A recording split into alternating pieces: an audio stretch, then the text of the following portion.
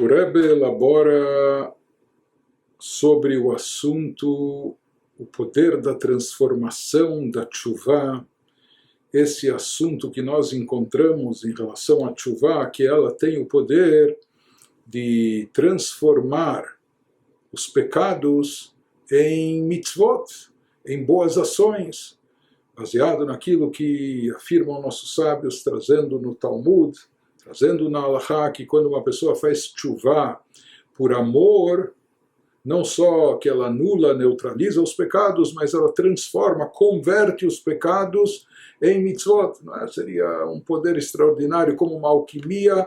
A pessoa toca, encosta no lixo ou excrementos e transforma isso em barras de ouro. Coisa extraordinária. O Rebbe nos explica o sentido mais profundo disso, baseado até nos ensinamentos místicos, naquilo que encontramos também na Kabbalah, trazido na Hassidut. O que significa essa transformação, como e por que ela ocorre.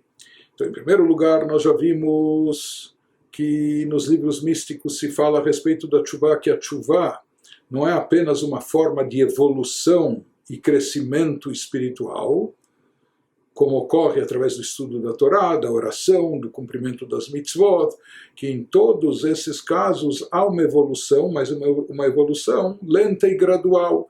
Já na tchuvá nós vimos que existe aqui um pulo, um salto, é uma coisa que por isso inclusive não está limitada no tempo e pode acontecer num instante só, porque isso está vinculado, depende, é decorrente da intensidade da tchuvá, do sentimento profundo, genuíno da pessoa, da sua vontade de voltar e retornar a Deus. E quando a pessoa faz isso por amor, o próprio Zohar nos diz que esse é o poder, quando o Zohar nos explica por que os balei tchuvá, os penitentes, estão acima dos tzadikim, conforme afirmam os nossos sábios, que o nível espiritual alcançado pelos balei tchuvá, pelos penitentes, nem os tzadikim completos conseguem alcançar esse nível. Então se diz como?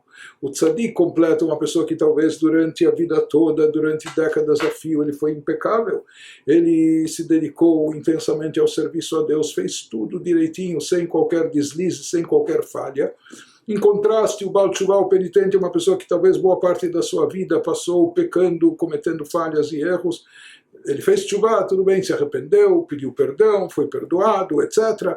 Mas isso coloca já numa categoria, num nível superior ao dos próprios tzadikim.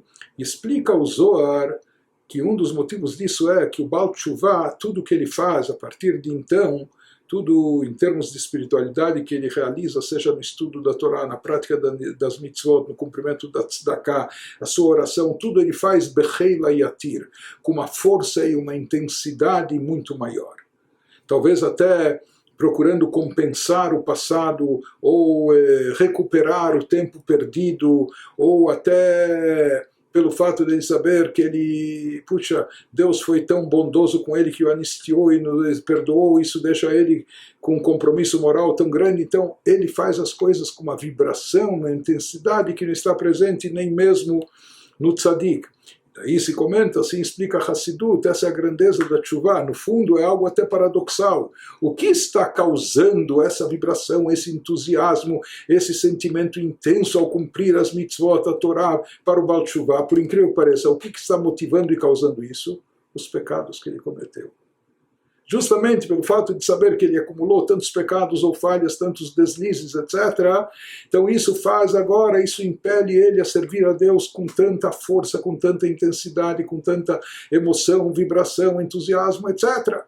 Então o que está motivando isso são os próprios pecados. Dessa forma, o Baal Teshuvah transforma os pecados em atos meritórios, por incrível que pareça, porque isso vai servir de alavancagem, de força motora, que vai motivá-lo para fazer o bem de uma maneira tão intensa. De qualquer forma, isso é algo profundo, mas como nós já vimos, a teshuvah é chamada de um salto e de um pulo, né, que causa essa transformação, e isso ocorre de forma literal naqueles Balei Tshuva que de fato estavam muito longe, estavam fazendo o contrário, o oposto, estavam em termos espirituais muito distantes, e quando eles dão uma guinada e voltam, então isso coloca eles nessa categoria tão elevada em termos espirituais, e por isso tudo o que eles fazem é com muita força e intensidade. Nos explica o Rebbe que aqui, em termos místicos, conforme explicado na Kabbalah, se produz um efeito ainda mais magnífico.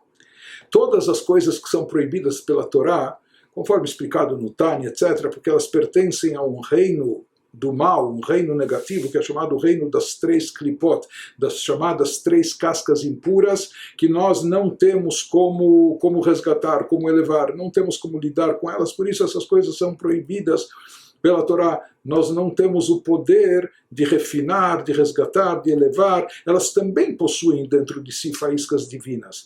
Essas criaturas, esses seres, essas coisas proibidas, esses objetos ou alimentos ou o que for, não é? Mas nós não temos o poder suficiente para elevá-los na nossa alma. O Baal Tshuva se envolveu com essas coisas quando ele cometia pecados. Ele cometeu transgressões, então ele interagia com essas coisas proibitivas e absorveu essas coisas proibitivas. Isso é algo negativo. Então o mal até ficou, por assim dizer, absorvido dentro dele. Porém, quando o Baal Tshuva, ou seja, nós temos aqui o sujeito e o objeto. O sujeito é o indivíduo que cometia as transgressões, fazia os pecados. O objeto são aqueles elementos que nós falamos que eles originalmente ou de fato pertencem ao reino das três klipot impuras na linguagem cabalística. Então isso são coisas impuras que não têm chance de elevação. Não tem chance de elevação nos padrões normais e convencionais. No caso do Baal Tshuva, no momento que o sujeito, o indivíduo, fez tshuva, se arrependeu, mudou, etc. Mas ele absorveu essas coisas dentro de si, essas coisas más e ruins. Mas no momento que ele faz tshuva, não só que o seu pecado é perdoado, que as coisas ruins são eliminadas, expelidas dele, ou a sujeira é limpada, lavada da sua alma, etc.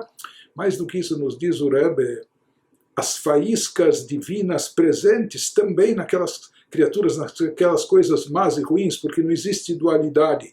Tudo que ocorre, tudo que existe no mundo é por força divina. E Deus criou até mesmo as coisas más para nos dar livre-arbítrio, para proporcionar o cenário do livre-arbítrio, para haver uma possibilidade de escolha entre um e outro. Então essas coisas que são más e ruins, de forma convencional, através de Torá, de mitzvot, de cumprimento de mitzvot, não há como elevá-las, só se abstendo delas. Né? Mas no caso do Baal Tshuva, ele já mexeu com elas, ele já fez isso, ele já se envolveu com isso. Isso era algo negativo, mas no momento que ele faz tshuva, não só que ele se recupera a si próprio, individualmente, o sujeito é resgatado e elevado, mas também os objetos do mal, também as faíscas e também as coisas negativas que ele fez, elas também sofrem ou recebem uma elevação.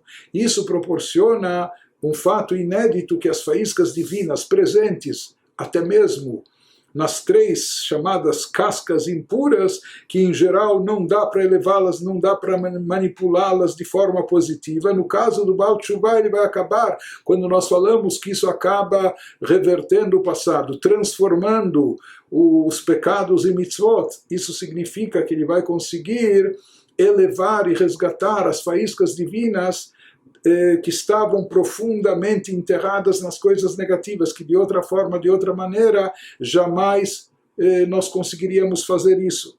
Então isso apenas o Baal Tshuva consegue, ele acaba produzindo aqui um efeito que é totalmente fora do normal, fora do convencional. De forma mais profunda ainda, os livros até dizem que o Baal Tshuva deve saber e refletir como Deus é o regente do universo, ele nos concede livre-arbítrio, mas por que até Deus permitiu, que não interferiu, que ele chegasse nessa situação, nessa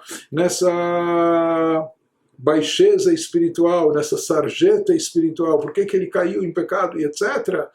Se fala que o Baal Tshuva deve saber que no fundo era para que quando ele fizesse tshuva, ele pudesse resgatar consigo todas as faíscas divinas que estavam presas aprisionadas dentro das coisas proibitivas, que de forma direta, através de Torah e Mitzvot, não há como elevá-las. Somente o Baal Teshuvah, que ele acabou se envolvendo com isso, não é? E talvez muito tempo, quando ele faz Teshuvah, ele consegue resgatar as faíscas até mesmo presentes naquelas coisas interditadas, naquelas coisas proibitivas.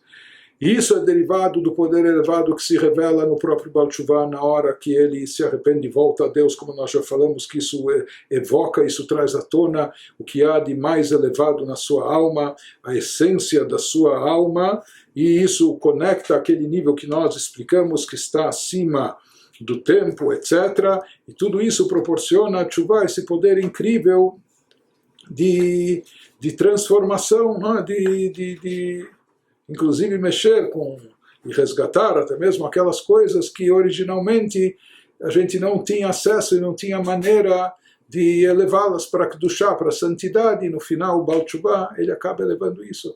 Famosa uma história que se conta sobre Rab Levi Yitzchak de Berditchev, que certa vez ele cruzou na rua com o maior pecador da cidade. E ele disse para ele, se fala que isso era nos dias entre Rosh Hashanah e Kippur, ele falou para ele, olha, saiba que eu te invejo. E o homem falou, Rabino, o senhor me inveja? O que é isso? O senhor não sabe quem eu sou, sabe com quem está falando? Ele era conhecido como o maior pecador da cidade. E o Rebbe falou, sim, eu sei quem você é, eu te conheço, e eu sei, enfim, da tua conduta, do teu comportamento, mas saiba que mesmo assim eu te invejo. E o homem pasmo perguntou, mas Rebbe, por quê? O Rebbe respondeu para ele, eu te invejo porque no dia que você fizer teshuvah, no dia que você se arrepender e voltar a Deus, então o que vai acontecer? Quando você fizer essa teshuvah por amor, todos os pecados que você tem vão se transformar em mitzvot. E daí sabe o que vai acontecer? Você vai ter mitzvot, você vai ter mais mitzvot do que todo mundo aqui na cidade. Você vai ter mais mitzvot do que eu, do que o próprio Rabino, o Tzadik, etc. Por isso eu te invejo. Então isso parece uma piada, uma brincadeira, mas não é. Por trás dessas palavras há algo muito profundo. Rab Levi Yitzchak de Berditchev dizia, esse homem saiba que até mesmo no fundo do pecado, alguém que caiu nessa situação, existe aqui um potencial incrível que foi fornecido a essa pessoa.